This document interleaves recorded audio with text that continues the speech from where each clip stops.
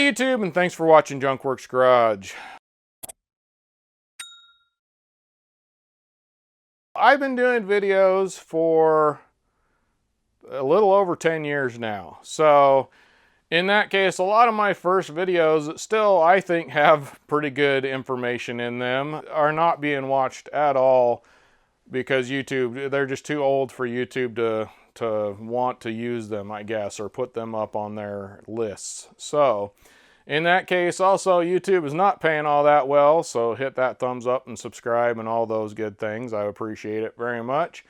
But I am going to take some of those and revamp them because I was not near sadly, I was not near as good as I am now with videos. Also, since I've changed the name on my channel, some of those older ones have my old channel name, things like that on. So I'm just going to kind of cut some of that stuff out, cut some of the talking out, and try and make them a little bit better as far as the editing is concerned. Without further ado, I hope you enjoy my older video here. So that's basically what you have on the bottom down here. I will say I'm a little bit disappointed it didn't provide any lock washers for any of this, so I went ahead and threw some lock washers on there. This is where I say if you do anything I do, I'm not responsible if you put one of these together and try and press 12 tons and something bad happens. That just slides over this part here, sandwiches those in between.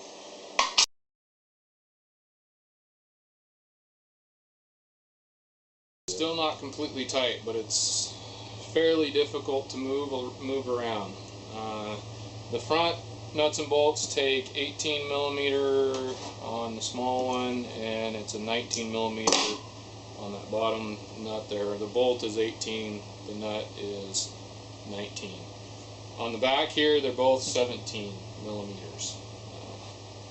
So I got it all snug together, and I've taken a measurement just from corner to corner. That's how you know if your things are square. Get it basically, go from the same point on both sides. And it's right at 54 here. This is also 54. So right at 54 inches. Now I got it all squared up. I'm going to go ahead and reef it down, tighten it down. They just go in whatever hole you deem necessary, maybe. And then you got this cross piece here. This is what your weight, or whatever it is you're pressing, sits on top of. That goes there. Sit on here, however you want to set them. The press plate here. And the eye bolts go through there. And yet again, this one didn't come with washers. I'm not going to put a lock washer on it because you want to be able to adjust this, but I am going to put my own washer. I found a washer that I'm going to use with it, and it did not come with the washers. Definitely going to have to pay attention to that these right here are set up pretty well identical. Otherwise, your ram down here could be cocked that way or that way, and when you got, 12-ton supposable pressure on this thing, and this piece here is a little bit going the wrong direction, that could snap, bend, break whatever it is you're using or trying to press. So I would definitely pay attention to the measurements in between these real well.